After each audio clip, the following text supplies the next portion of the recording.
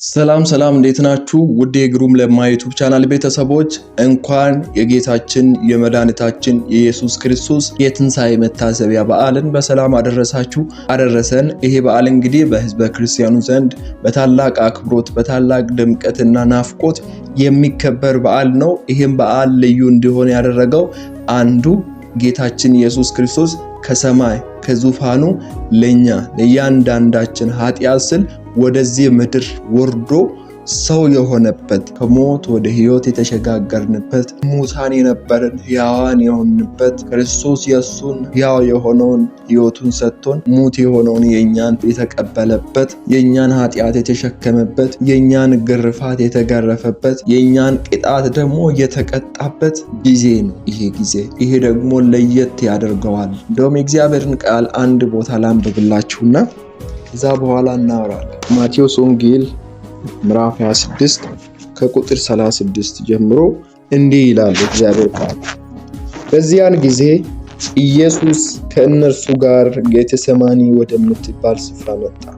ደቀ መዛሙርቱንም ወዲያ ሄጄ ስጸልይ ሳለ በዚህ ተቀመጡ አላቸው። ጴጥሮስንም ሁለቱንም የዘብዴዎስን ልጆች ወስዶ ሊያዝን ሊተክዝም ጀመር። ነፍሴ እስክሞት ድረስ እጅግ አዘነች።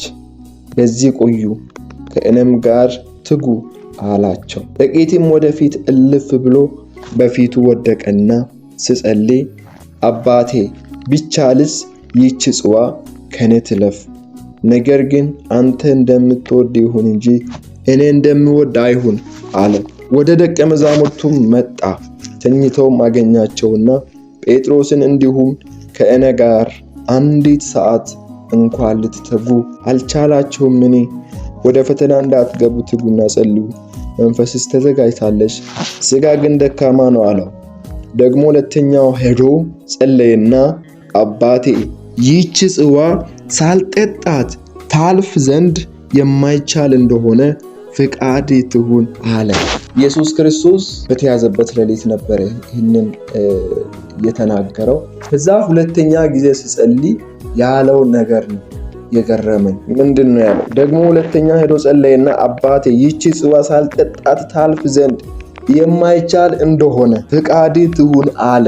ይህች ጽዋ ግን ሳልጠጣት ከኔ ታልፍ ዘንድ ማይቻል እንደሆነ ፍቃድ ይሁን አለ። አምላክ ሲተክዝ፣ አምላክ ሲጨነቅ፣ ያ ሁሉ መፍትሄ በእጁ ያለው አምላክ የደም ላብ ከሰውነት ውስጥ እስኪወጣ ድረስ የተጨነቀበት ምክንያት ምንድን ነው? መሞትን ስለፈራ ብቻ ነው ያ ጭንቀት ሁሉ የመተያዘው? አይደለም። እየሞት ያለው እኛን ተክቶ ነው፣ ኃጢአተኞችን ተክቶ ነው። ኃጢአተኞችን ደግሞ ተክቶ ስሞት የሁሉም የዓለም ኃጢአተኞችን ሸክምና ኃጢአት ተሸክሞ ነው። እያንዳንዳችን ልንጨነቅ የተገባንን ጭንቀት ለብቻው እየተጨነቀ ነው። የሁሉንም የዓለምን ሕዝብ ጭንቀት እየተጨነቀ ስለሆነ ነው ያንን የደም ላብ ያለ ለሆነ የዛን ዘመን ለነበረ ሰው ብቻ አይደለም የሞት ያለ የዛን ዘመን ለነበረም ሰው የሞተ ነው። አሁን በዚህ ዘመን ላለውም ለነም የሞተ ነው። ቀጥሎም ለሚመጣ ትውልድም የሞተ ነው። ስለዚህ ጭንቀቱ የሆነ የአንድ የሁለት ሰው ብቻ ጭንቀት አይደለም እየተጨነቀ ያለው፣ ወይም የብቻውን ጭንቀት አይደለም። ሞትን ፈርቶ የተጨነቀበት ያለ ጭንቀት አይደለም። የኃጢአት ደሞዝ ምንድነው ይላል? ሞት ነው ይላል። ሁሉም ሰው ደግሞ ምን ሰርቷልና ይላል? ኃጢአትን ሰርቷልና ይላል። ኢየሱስ ክርስቶስ የሁሉንም ኃጢአት ተሸከመ፣ የሁሉንም ሞት ተቀበለ። እያንዳንዳችን ልንሞት የተገባንን ሞት ልሞት ነው። እያንዳንዳችን ከመሞታችን በፊት የኃጢአት ደሞዝ ሞት ነው አይደል? ኃጢአተኛ መሞት አለበት። ከመሞቱ በፊት ደግሞ እንደ ኢየሱስ ከመሰቀሉ በፊት የሚጨነቀው ጭንቀት አለ። እያንዳንዱ ይሙት፣ ይገደል፣ ይሰቀል ከተባለ ያንን ከመሞታችን በፊት ከመሰቀላችን በፊት ያለውን ጭንቀት በሙሉ እርሱ ተቀበለ። ያ ጭንቀት ነው የደም ላብ እንዲያልብ ያደረገው። ኢየሱስ እኛን ለማዳን ይህን ያህል ርቀት ሄዷል። ላይገባን ይችላል፣ ላንረዳው እንችላለን። ኢየሱስ ክርስቶስ ግን የሄደበት መንገድ ይሄ ነው ተብሎ በቃላት የሚገለጽ አይደለም። ተደማመረ። ሞት ሁሉ ተደማምሮ በሱ ላይ ሆነ። ኃጢአት ሁሉ ተደማምሮ በእርሱ ላይ ሆነ። ጭንቀት ሁሉ ተደማምሮ በእርሱ ላይ ሆነ። የሁላችንንም ጭንቀት የሁላችንን ሞት ኢየሱስ ተቀበለ። ኢየሱስ ሲባል ትዝ ሊለን የሚገባው ኃጢአታችንን፣ ሸክማችንን፣ ሞታችንንና ጭንቀታችንን እርሱ መውሰዱ፣ እርሱ መሸከሙ ትዝ ሊለን ይገባል። ገና ኃጢአተኞች ሳለን ክርስቶስ ስለኛ ሞቷል። እግዚአብሔርም ለኛ ያለውን ፍቅር በዚህ ያስረዳል። ይሄ ቀን ለኛ ልዩ ቀን ነው። ለክርስቲያኖች ልዩ ቀን ነው። ለአማኞች ልዩ ቀን ነው። ኢየሱስ ክርስቶስን ለሚከተሉ ሁሉ ይሄ ቀን ልዩ ቀን ነው። ፍቅሩን ልናስብ፣ ትንሣኤውን ልናስብ፣ ያንን የሄደውን መንገድ ሁሉ ልናስብ፣ እንደገና ወደፊቱ የምንቀርብበት፣ በኃይል የምንታጠቅበት፣ እንደገና የምንነሳበት ጊዜ ነው ይሄ ጊዜ እና ይሄ ለየት ያደርገዋል። እንደገና እንኳን የጌታችን የኢየሱስ ክርስቶስ ትንሣኤ መታሰቢያ በዓል በሰላም አደረሳችሁ አደረሰን። ኢየሱስ ክርስቶስ የዘላለም አምላክ ነው።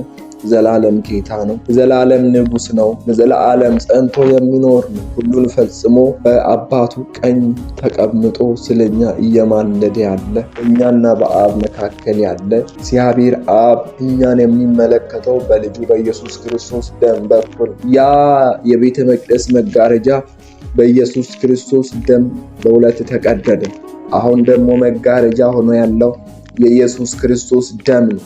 ይሄ ደግሞ አብ እኛን እንዲመለከተን ያደርጋል። አብ እኛን እንዲያየን ያደርጋልና በኢየሱስ ክርስቶስ ያመነ የትኛውም ሰው እግዚአብሔርን አብ አባት ብሎ ሊጠራ ይችላል። ወደ ገዛ ወገኖቹ መጣ፣ የገዛ ወገኖቹም አልተቀበሉትም። ለተቀበሉት ግን በስሙ ለሚያምኑት እነርሱ የእግዚአብሔር ልጆች የሆኑ ዘንድ ስልጣንን ሰጣቸው። ኢየሱስ ክርስቶስን የተቀበሉ፣ ኢየሱስ ክርስቶስን እንደ ግል አዳኛቸው አድርገው የሚቀበሉ የእግዚአብሔር ልጆች የመሆን ስልጣን አላቸው። እግዚአብሔርን እንደ አባት አድርገው ሊጠሩ ይችላሉና በዚህ አጋጣሚ አንድ ግብዣ ልጋብዛችሁ። ኢየሱስ ክርስቶስን እንደ ግል አዳኛችሁ አድርጋችሁ ያልተቀበላችሁ ጊዜው አሁን ነው። የመዳን ቀን ዛሬ ነው ይላልና እግዚአብሔር ቃል ዛሬውኑ እንድትወስኑ ወደዚህ ህይወት እንድትመጡ ኢየሱስ ክርስቶስ ይወዳችኋል፣ ይወድሻል። እህቴ ይወድሃል ወንድሜ።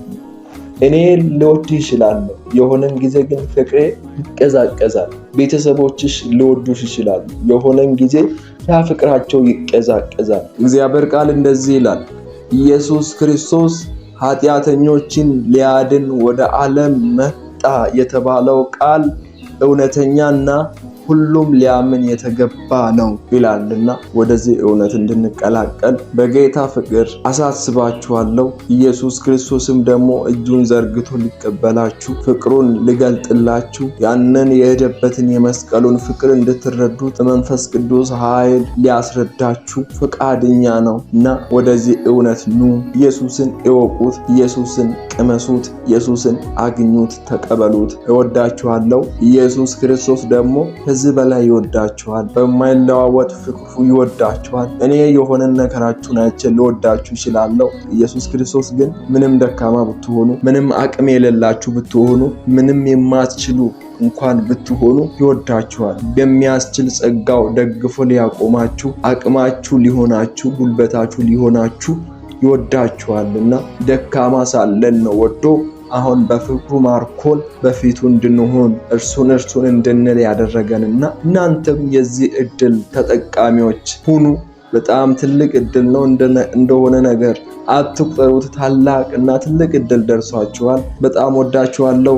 በቀጣይ ደግሞ በሌላ ቪዲዮ እመጣለሁ። ይህንን ቪዲዮ ለምትወዱት ጓደኛችሁ ሼር አድርጉልኝ። በመጨረሻም ክርስቲያን የሆናችሁ በሙሉ እንኳን ለጌታችን ለመድኃኒታችን ለኢየሱስ ክርስቶስ ትንሣኤ መታሰቢያ በዓል በሰላም አደረሳችሁ፣ በሰላም አደረሰን። በዓሉ የፍቅር የሰላም፣ ሀገራችን ኢትዮጵያ ሰላሟ ከወትሮው ይልቅ የሚጠበቅበት የሚስፋፋበት፣ በዓለማችን ላይ የተነሱ ያሉ ችግሮችና ጦርነቶች የሚቆሙበት እንዲሆኑልን እመኛለሁ። ቻናልን ሰብስክራይብ አላደረጋችሁ ሰብስክራይብ አድርጉ፣ ቪዲዮን ላይክ አድርጉ። በቀጣይ በሌላ ቪዲዮ እመጣለሁ።